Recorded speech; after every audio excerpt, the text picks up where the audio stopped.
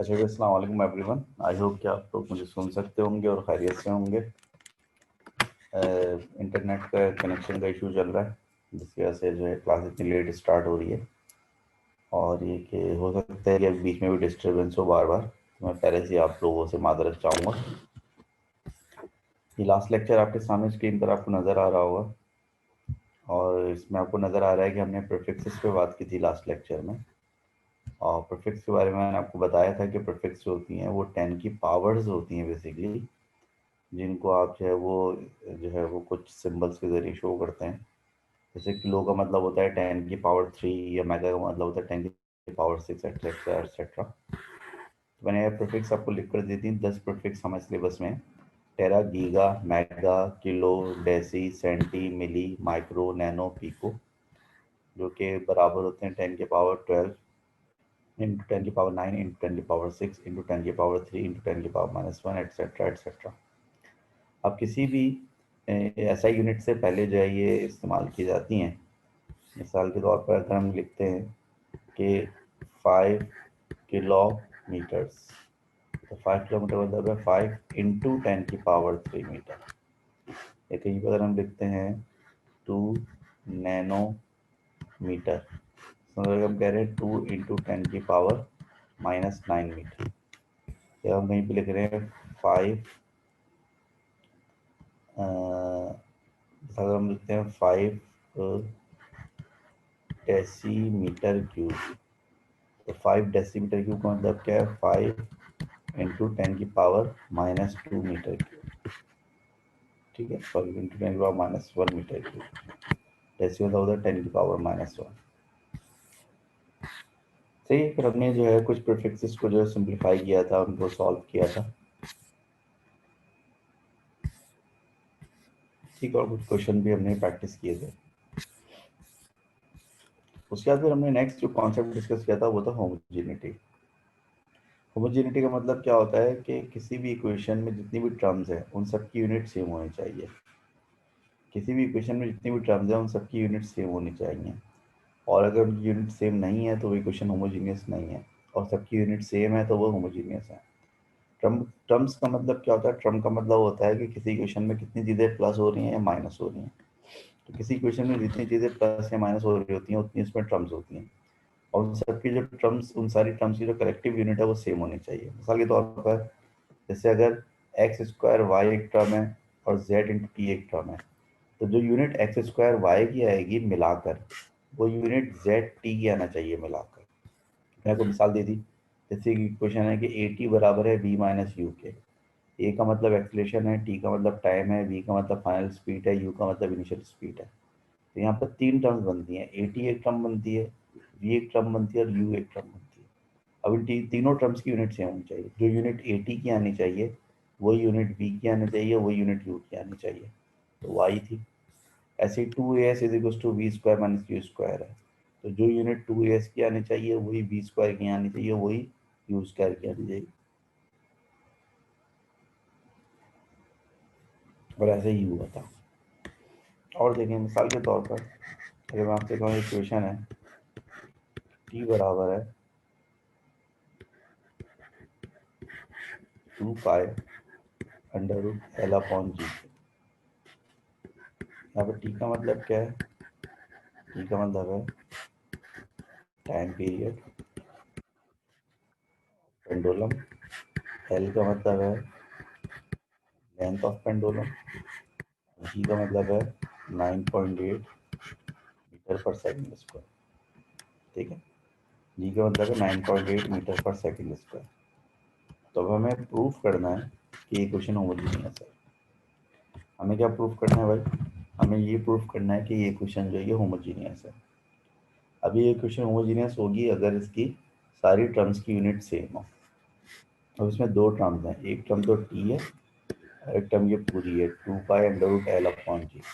ठीक है, और हम देखते हैं कि टी की यूनिट क्या आती है। Units of T, units of T जो होगी वो तो सेकंड होगी, क्योंकि टाइम, ये तो टाइम है ना, कैपिटल टी। अब टाइम कोई सा भी हो सेकंड्स में नापते हैं। और units of 2 pi under root L upon G लेते हैं। देखिए 2 पाई तो एक नंबर है, उसकी कोई यूनिट नहीं होती। बाकी अंडर रूट एल यानी कि लेंथ की यूनिट क्या होती है, मीटर, और जी की यूनिट क्या है, मीटर पर सेकेंड स्क्वायर। मीटर से मीटर कैंसिल, सेकेंड स्क्वायर ऊपर जाएगा तो प्लस हो जाएगा, ठीक है। सेकेंड स्क्वायर से आप अंडर रूट कैंसिल करेंगे तो क्या बचेगा, सेकेंड बचेगा।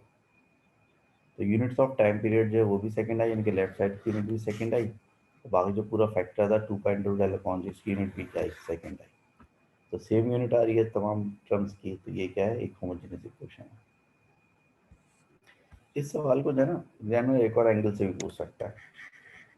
मिसाल के तौर पर एग्जामिनर बोलता है कि find the units of Z the following equation.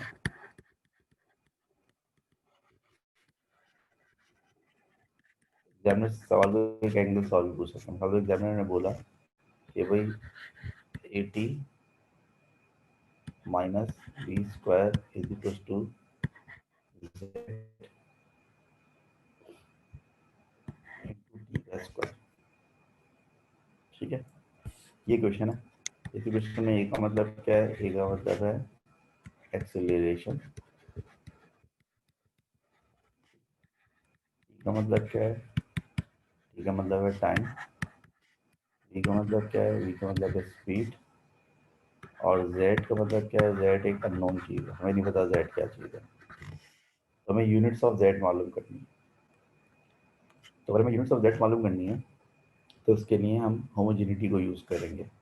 यानी जो यूनिट इस टर्म की होगी वो यूनिट इस टर्म की होगी और वही यूनिट इस टर्म की होगी। तो आप देखें कि भाई यूनिट्स ऑफ ए टी क्या होगी।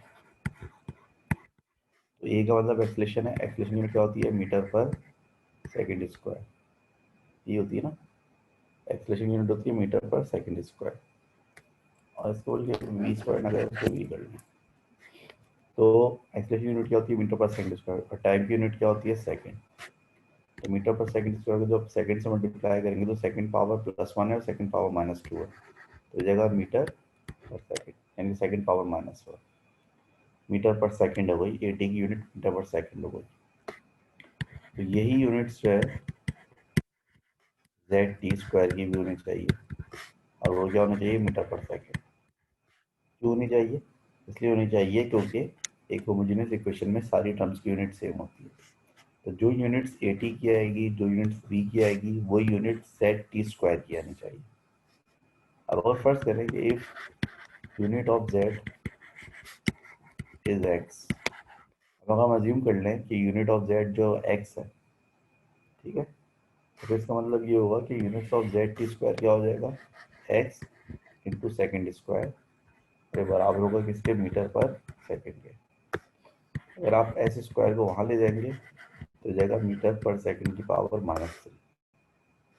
तो एक्स यानी कि यूनिट ऑफ जेड क्या आई, एक्स यानी कि यूनिट ऑफ जेड जो है वो क्या आ गई, वो आ गई मीटर सेकेंड -3। वो क्या आ गई, मीटर सेकेंड -3 आ गई। तो बेसिकली लॉजिक क्या है, लॉजिक ये है कि जब आपको इक्वेशन गिवन होती है तो अंडरस्टूड होता है कि होमोजेनियस ही होगी, क्योंकि अगर होमोजेनियस नहीं होगी तो फिर इक्वेशन जो है वो रॉन्ग है, उसको यूज ही नहीं करेगा एग्जाम में। तो अगर आपको एक इक्वेशन गिवन है तो इस इक्वेशन में किसी अननोन चीज़ की आप यूनिट मालूम कर सकते हैं अगर आपको बाकी सब चीज़ की यूनिट पता हो, क्योंकि उसकी लॉजिक ये है कि इक्वेशन में जितनी भी टर्म्स होंगी सबकी यूनिट सेम होगी। अगर 2 टर्म्स हैं तो उनकी यूनिट सेम होगी, और 10 टर्म्स हैं तो 10 की यूनिट सेम होगी। और देखें, फर्स्ट करें एक इक्वेशन है कि 5 A upon R plus 6L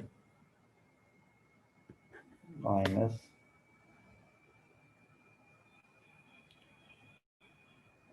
minus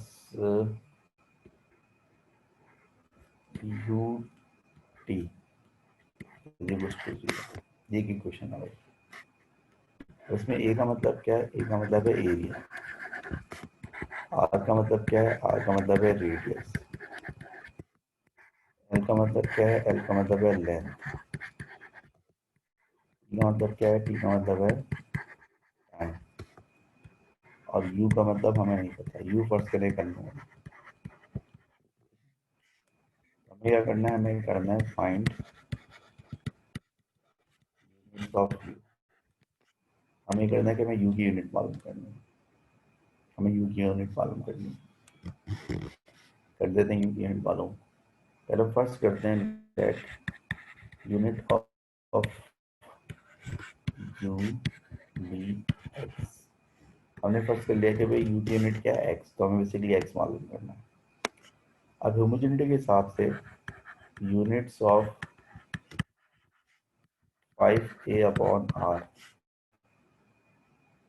बराबर होना चाहिए किसके, यूनिट्स ऑफ 6l के, और ये किसके बराबर होना चाहिए, यूनिट्स ऑफ ud के। ये सब तीनों की तीन टर्म्स है ना, तीनों की यूनिट बराबर होनी चाहिए। तो इनमें से किसी भी दो को इक्वेट कर लें, आप चाहे तो दोनों को इक्वेट कर लें, चाहे दोनों को इक्वेट कर लें। चलिए वैसे कर लेते हैं कि वो यूनिट्स ऑफ ut बराबर होना चाहिए किसके, यूनिट्स ऑफ 6l के बराबर होना चाहिए। तो यूनिट्स ऑफ ut क्या बनेगी, u की यूनिट को आपने एक्स अज्यूम किया हुआ है, t क्या है, टाइम, टाइम की यूनिट क्या होती है, सेकंड। यूनिट्स ऑफ 6l अगर आप देखना, 6 तो एक नंबर है, नंबर की कोई यूनिट नहीं होती, और l लेंथ है, लेंथ की यूनिट क्या होती है, मीटर। तो x की यूनिट आपकी क्या हो जाएगी, सेकंड को आप वहाँ लेके जाएंगे, x की यूनिट हो जाएगी मीटर पर सेकंड।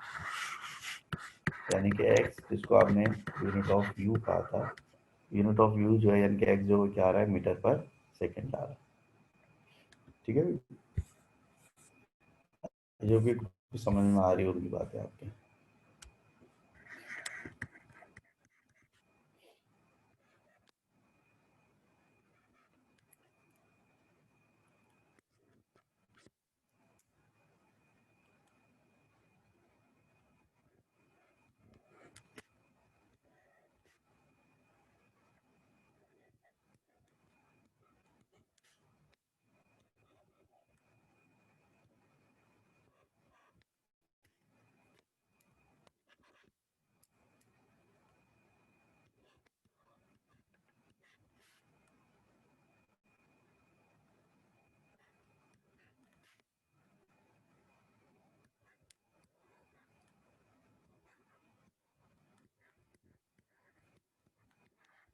चलिए मेरी एक क्वेश्चन आ गई, इसमें s का मतलब है स्पीड, t का मतलब है टेम्परेचर, l का मतलब है, और p का मतलब है प्रेशर। ठीक है, w का मतलब क्या है, w इज एन अननोन, और r का मतलब क्या है, r का मतलब है एन अननोन। आपको क्या मालूम करना, आपको मालूम करना है फाइंड w एंड r। आपको w और r दोनों की वैल्यू मालूम करनी है, ये काम आप लोग करना है, चले करें दीजिए। आपके पास है 3 मिनट।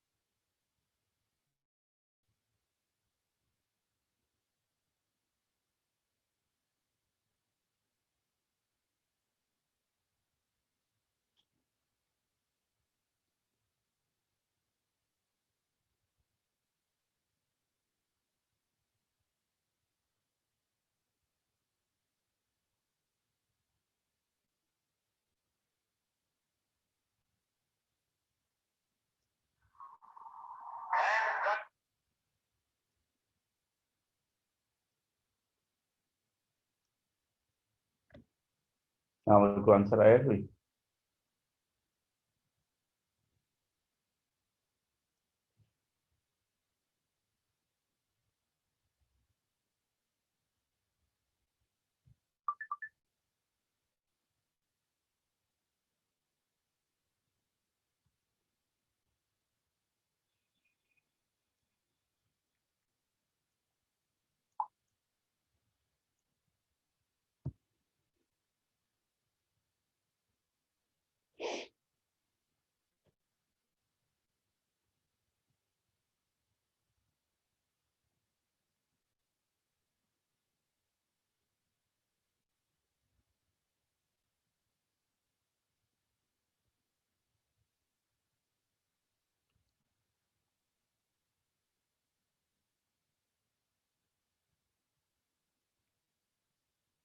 ठीक, मुझे नहीं लगता कि कोई आंसर आ रहा है।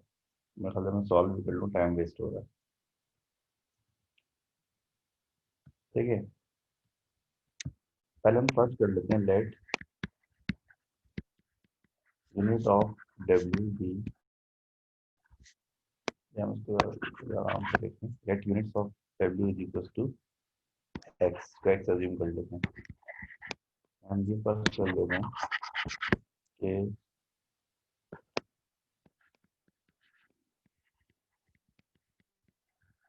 Unit of R equal to Y. ठीक है भाई, तो कुछ आंसर आए थे मेरे पास। आर की आ रही है के जी -1 मीटर 3 सेकेंड -3, तो शाम का आंसर है। और आयशा का आंसर है डब्ल्यू टू के जी इनवर्स मीटर पावर 5। ठीक है, चलो मैं सॉल्व करके देखता हूँ उसको। तो इसमें भाई हमने जो है यूनिट ऑफ डब्ल्यू को एक्स एज्यूम कर लिया और यूनिट ऑफ आर को हमने वाई एज्यूम कर लिया। ठीक है, अब होना क्या चाहिए? होना ये चाहिए कि यूनिट्स ऑफ 2w/s² बराबर होना चाहिए किसके?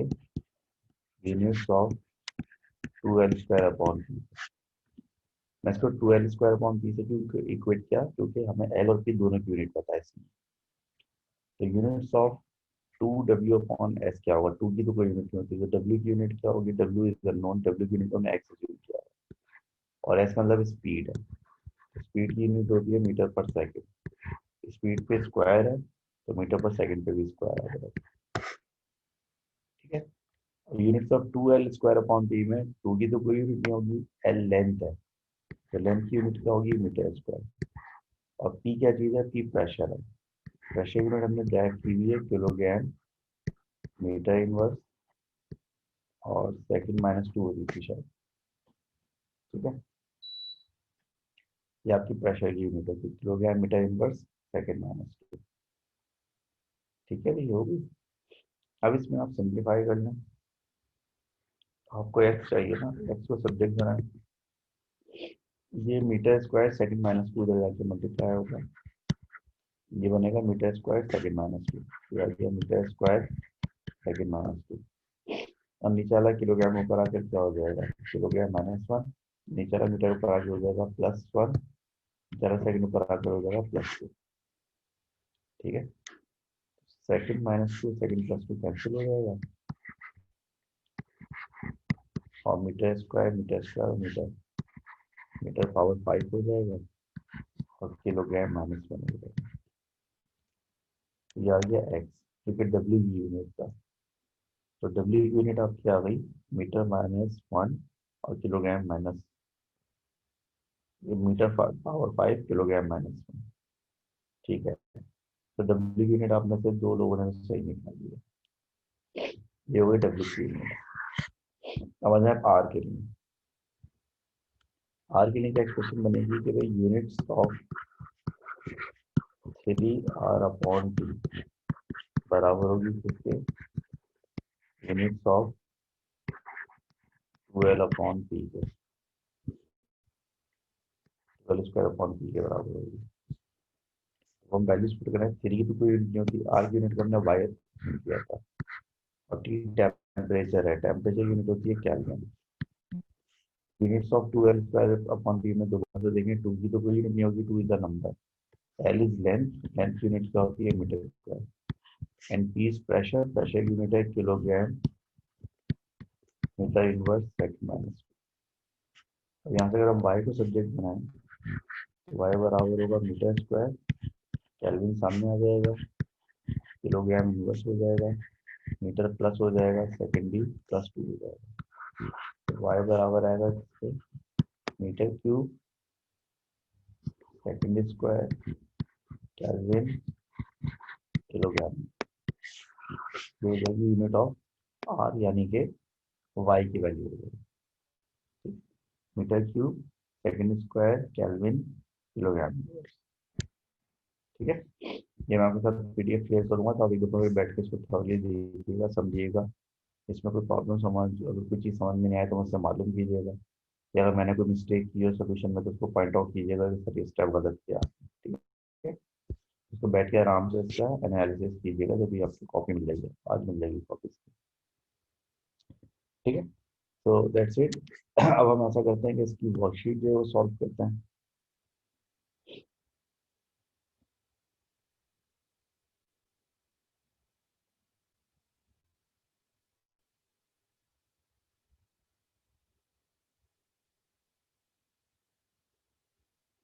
अभी जो हमने होमोजेनिटी और प्रीफिक्सेस के बारे में पढ़ा है, ये उसकी वर्कशीट है, जिसको हम अभी सॉल्व करते हैं। क्वेश्चन नंबर 1 आपको नजर आ रहा है स्क्रीन के ऊपर। इसमें कह रहे हैं कि a cylindrical tube rolling down a slope of inclination theta move the distance L in time capital T. The equation relating these quantities is L into 3 plus a square upon b is equals to q2 square sin theta, where a is the internal radius of the tube and p and q are constants. Which row gives the correct units for p and for q? अब देखिए same इस तरह का सवाल आ गया इसमें। Equation है, इसमें एल का मतलब क्या है, एल का मतलब है डिस्टेंस यानी कि लेंथ। ई का मतलब क्या है, ई का मतलब है, ई का मतलब नहीं पता। ए का मतलब क्या है, ए का मतलब जो है वो है रेडियस। क्यू का मतलब भी नहीं पता। और टी का मतलब, कैपिटल टी का मतलब है टाइम। और साइन थीटा साइन थीटा। हमें पी और क्यू की जो है वो यूनिट मालूम करनी है। पहले कुछ में तमीज से लिखने हैं, ब्रैकेट वगैरह ओपन कर लें, एल को मल्टीप्लाई करें ब्रैकेट से तो होगा 3l प्लस 3l मल्टीप्लाई होगा किससे, ए स्क्वायर अपॉन बी से, और ये बराबर होगा Q T square sine theta. ठीक है, अब देखें इसमें जो यूनिट्स ऑफ एल होगी वो बराबर होगी किसके, units of L square P के, ये बराबर होगी किसके, units of Q T square sine theta. ठीक है, यूनिट्स ऑफ 3l बराबर होगी units of L square upon P के, और ये बराबर होगी units of Q T square sine theta के। इसमें दो अननोन है, एक पी एंड क्यू। हम फर्स्ट करते हैं कि भाई यूनिट ऑफ पी हम फर्स्ट कर लेते हैं वो है एक्स, और यूनिट ऑफ क्यू हम फर्स्ट कर लेते हैं क्या है। जब आप यूनिट्स ऑफ 3l को वेट करेंगे किससे, units of L square upon P से इक्वेट करेंगे, तो 3 की कोई यूनिट नहीं होती, एल क्या है, एल है डिस्टेंस, तो डिस्टेंस की यूनिट क्या हो जाएगी, मीटर। यहाँ पर एल क्या है, तो वहाँ से डिस्टेंस है मीटर, ए क्या चीज़ है, रेडियस, तो रेडियस की यूनिट भी मीटर होती है, और ए पे स्क्वायर है तो मीटर पे स्क्वायर आ जाएगा। और यूनिट ऑफ पी को आपने अज्यूम किया होगा एक्स, जो कि आपको मालूम करना है, तो मीटर से मीटर कैंसिल हो जाएगा, एक्स वहाँ पर जाएगा, तो एक्स इसके बराबर हुआ, पी स्क्वायर के बराबर, एन स्क्वायर के बराबर हुआ, यानी कि यूनिट ऑफ पी जो है वो क्या होगी, यूनिट ऑफ पी जो हुआ एम एम स्क्वायर हुआ। ठीक है, ऐसे ही आप फिर दोबारा से इक्वेट करें, यूनिट्स ऑफ 3l को आप इक्वेट करें किससे, यूनिट्स ऑफ 3l को आप इक्वेट करें यूनिट्स ऑफ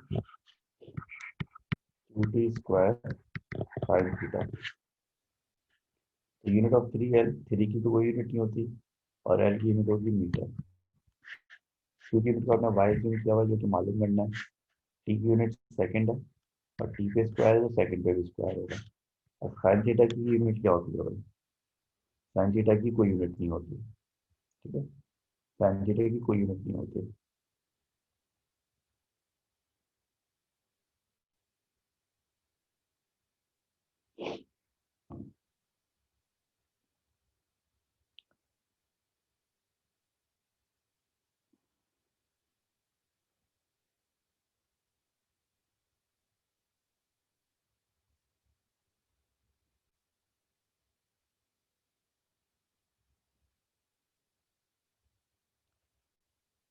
हाँ, साइन थीटा की यूनिट क्यों नहीं होती?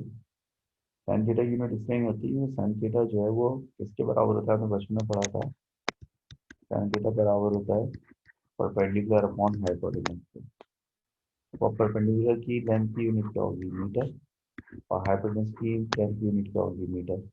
और मीटर से मीटर कैंसिल हो गया, तो इसमें साइन थीटा की कोई यूनिट नहीं होती। ठीक है, तो यहाँ पे आपने वाई को सब्जेक्ट बनाया और वाई बराबर आ गया मीटर पर सेकंड स्क्वायर। और वाई क्या चीज़ है? वाई क्यू की यूनिट है। तो हमने क्या ड्राइव किया कि पी की यूनिट बनी मीटर स्क्वायर और क्यू की यूनिट क्या बनी? क्यू की यूनिट बनी मीटर पर सेकंड स्क्वायर। तो पी की यूनिट इज मीटर स्क्वायर और क्यू की यूनिट इज मीटर पर सेकंड स्क्वायर। तो आंसर क्या हो जाएगा? आंसर हो जाएगा बी हो जाएगा। ठीक है भाई, इसका आंसर बी हो जाएगा, क्योंकि जो है पी की यूनिट एक्स थी वो आ रही है मीटर स्क्वायर और की यूनिट वाई थी और वो आ रही है मीटर पर सेकंड स्क्वायर। तो unit of P is metre square and unit of Q is metre पर सेकंड स्क्वायर। ठीक है, तो बताएं कि ये जो मैंने सोल्यूशन किया है, ये समझ में आ गया सब लोग या नहीं आया? अच्छा, वे अतिशाम भाई कह रहे हैं कि दोनों की यूनिट सेम तो नहीं आ रही। अतिशाम किस किस चीज़ में दोनों की यूनिट सेम नहीं आ रही, किसकी बात कर रहा हूँ? सर वो जो आपने एग्जाम्पल वाला सवाल करवाया था ना पहले, हाँ। ये वर्कशीट स्टार्ट करवाने से पहले, अच्छा, के अंदर सेम नहीं आ रही तो वो होमोजेनस कैसे होंगी इक्वेशन? ठीक है जी। तो वो यूनिट जो सेम आती है ना वो यूनिट्स में, वो पूरी की पूरी ट्रम की यूनिट सेम आनी चाहिए, क्वांटिटी की यूनिट सेम थोड़ी आएगी। मतलब तुम्हारे मुझे दिखाता हूँ, लेक्चर खोला मैंने।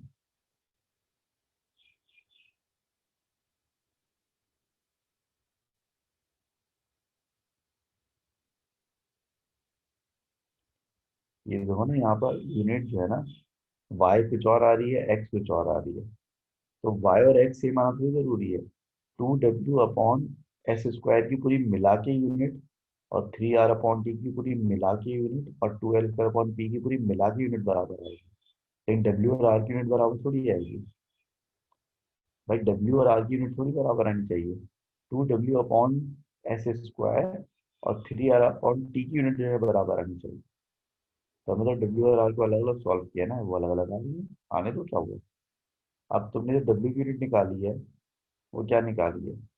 w यूनिट x निकाली है ना, मीटर की पावर 5 है किलोग्राम माइनस 1। और r की यूनिट तुमने क्या निकाली है? y। और y क्या है? Metre cube second square kelvin kilogram inverse. तो यहाँ पर पुट करके देखो, दोनों यूनिट सेम आएगी। मैं करके दिखाता हूँ तुम्हें। देखो, ये 2w लिखा हुआ है ना, 2w upon second S square, और ये लिखा हुआ है 3r अपॉन टी। तो हमने w की यूनिट ड्रैग की और r की यूनिट ड्रैग की, s और t की यूनिट पहले से बता दी। ये आप पुट करोगे तो दोनों यूनिट सेम आएगी। मैं भी करके दिखाता हूँ, एक सेकंड आपको।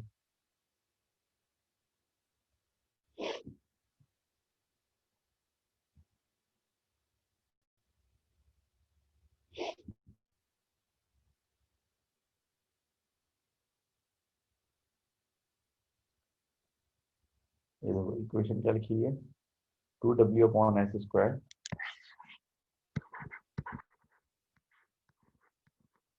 ठीक। और दूसरी टर्म क्या लिखी है? 3r upon T. तो यहाँ पर w और r की यूनिट बराबर नहीं आएगी। 2w अपॉन एस स्क्वायर और 3r अपॉन टी की यूनिट बराबर आएगी। यूनिट पुट करके देखो, 2 की कोई यूनिट नहीं होती। w की यूनिट x है और वो कितनी आई है?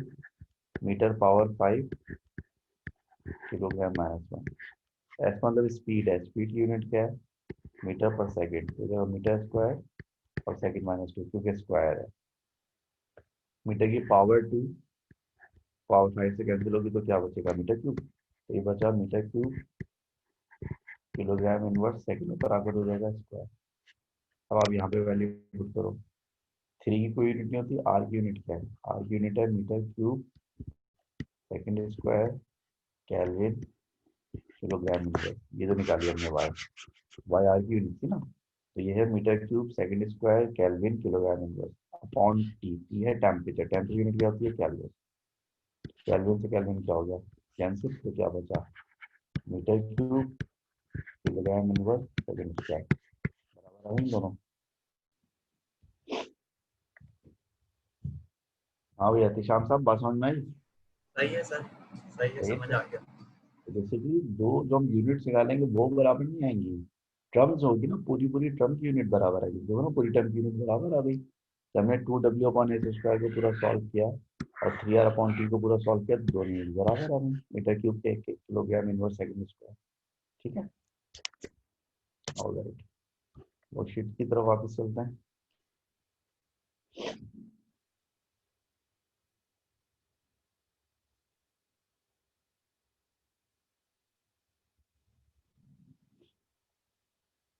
क्वेश्चन नंबर 2 में कह रहा है कि decimal some multiple and multiple of units are indicated using a prefix to the unit. For example, the prefix milli represent 10 power minus 3. Which row gives the sub multiples or multiples represented by pico and giga? pico क्या होता है, giga क्या होता है? pico होता है 10 की power minus 12 और giga होता है 10 की पावर प्लस 9। ऐसा कहाँ लिखा हुआ है? ऐसा सी में लिखा हुआ है। ठीक है, तो ये तो बहुत ही आसान सवाल था। pico 10 की पावर माइनस 12 हो गया और giga 10 की पावर प्लस 9 हो गया। ठीक है भाई, अब जरा मुझे एक बात बताओ, तुम लोग सवाल में चीज लिखी हुई है, सवाल में क्या लिखा हुआ है? सवाल में एक टर्म इस्तेमाल की है, सब मल्टीपल और मल्टीपल। तो मुझे बता सकते हैं कि क्या मतलब क्या है इसका? What do you mean by multiples and सब मल्टीपल्स? इसका मतलब बता सकते हैं मुझे?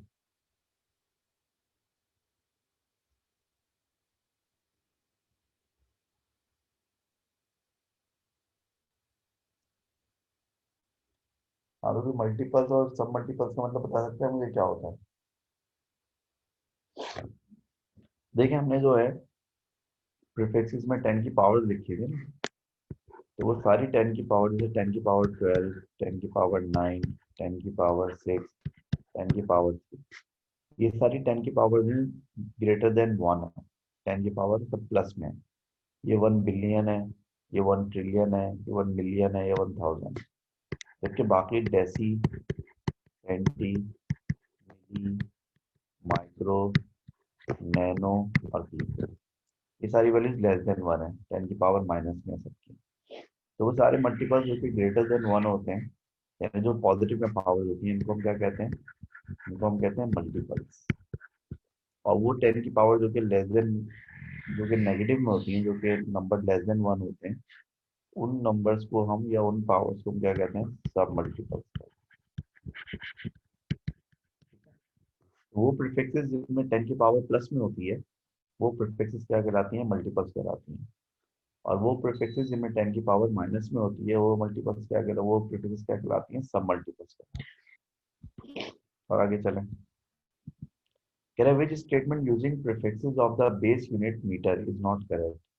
इसमें कौन सी प्रीफिक्स गलत है?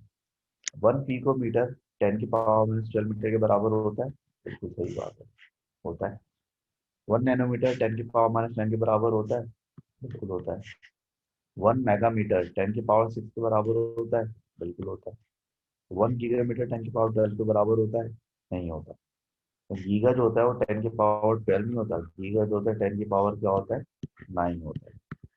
गीगा 10 की पावर 9 होता है, 10 की पावर 12 टेरा होता है।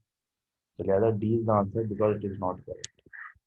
उससे पूछा था कौन सी प्रीफिक्स जो है वो गलत है, तो डी में इसमें 1 गीगामीटर को 10 की पावर 12 लिखा हुआ है, हालांकि 10 की पावर 9 लिखना चाहिए था। तो इसमें डी आंसर होगा क्योंकि डी गलत लिखा हुआ है। क्वेश्चन नंबर 4 में कह रहा है कि how many cubic nanometre are in a cubic micrometre? एक क्यूबिक माइक्रोमीटर में कितने क्यूबिक नैनोमीटर होते हैं? ये आप लोगों को मालूम करना है, फटाफट जल्दी। कितने सवाल हैं इसमें? 9 सवाल। हाँ, ये क्वेश्चन आप लोगों को सॉल्व करना है फटाफट। How many cubic metres are in a cubic micrometre. एक क्यूबिक माइक्रोमीटर में कितने क्यूबिक नैनोमीटर होते हैं?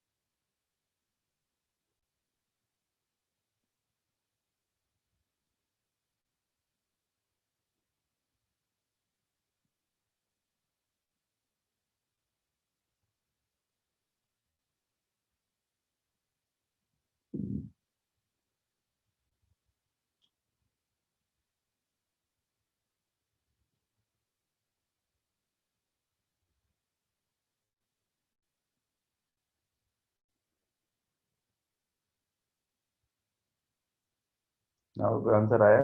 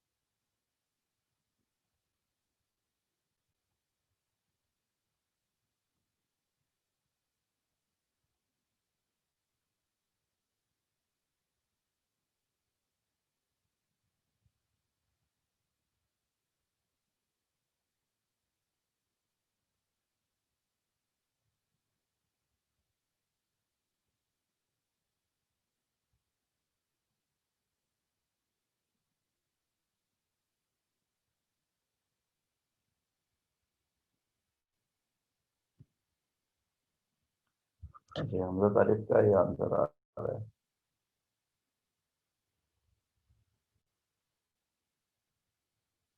ये आंसर आप लोग, अच्छा मैं चेक करता हूँ। तो ये कह रहा है कि देखें कि एक माइक्रोमीटर में कितने नैनोमीटर होते हैं। एक माइक्रोमीटर बराबर होता है किसके? एक माइक्रोमीटर बराबर है 1 × 10⁻⁻⁶ मीटर के बराबर होता है। नैनोमीटर जो होता है वो होता है 10⁻⁹ के बराबर। तो 1 माइक्रोमीटर बराबर हुआ किसके? अगर इसको आप लिखें 10⁻³ 10⁻⁻⁹ 10⁻⁻⁶ ही हुआ ना। तो मतलब ये हुआ कि 1 माइक्रोमीटर बराबर होता है 10⁻³ नैनोमीटर। 1 माइक्रोमीटर बराबर होता है 10⁻³ नैनोमीटर। अब इसने पूछा है क्यूबिक, नैनो क्यूबिक मीटर। तो यहाँ पर क्यूब करेंगे तो यहाँ भी क्यूब करना पड़ेगा। तो 1 क्यूबिक माइक्रोमीटर बराबर हुआ किसके? 10⁻³ × 3 कितना हो जाएगा? 9। 10⁻⁹ क्यूबिक नैनोमीटर। 1 क्यूबिक माइक्रोमीटर बराबर है 10⁻⁹ क्यूबिक नैनोमीटर के। ये सी आंसर होगा। जब मेरे बात समझ में आई है नहीं है? दोबारा एक्सप्लेन करूँ? हमें बताए बात समझ में आई है, दोबारा एक्सप्लेन करूँ? पहले एक काम करते हैं, कल यहीं से कंटिन्यू करेंगे, फिर यहीं से कंटिन्यू करेंगे, ठीक है। और इसी क्वेश्चन से मैं स्टार्ट करूँगा, ठीक है। फिर की क्लास में यहीं से कंटिन्यू करेंगे। हाँ आयशा बेटा, मैं कल यहीं से स्टार्ट करूँगा और दोबारा इसी क्वेश्चन को एक्सप्लेन करूँगा, ठीक है। और कल जो इंशाल्लाह हम इस वर्कशीट को कंप्लीट करने की कोशिश करेंगे, हो जाएगी कंप्लीट आराम से। ये वर्कशीट कंप्लीट करके आगे चलेंगे नेक्स्ट टॉपिक की तरफ। और जो है मैं इसी क्वेश्चन से स्टार्ट करूँगा कल, ठीक है। आंसर वैसे सी आ रहा है इसका। सी कैसे आ रहा है ये मैं कल दोबारा एक्सप्लेन कर दूंगा। ठीक है, तो इंशाल्लाह फिर मिलते हैं कल। आई होप कि कल आप सब लोग इंटरनेट काम कर रहा होगा। आज तो आधी क्लास में इंटरनेट ही काम नहीं कर रहा, मेरा भी नहीं कर रहा था, लेकिन आधी क्लास के बाद फिरने लगा था। कल मिलते हैं इंशाल्लाह ताला फिर से। ओके, अल्लाह हाफिज़।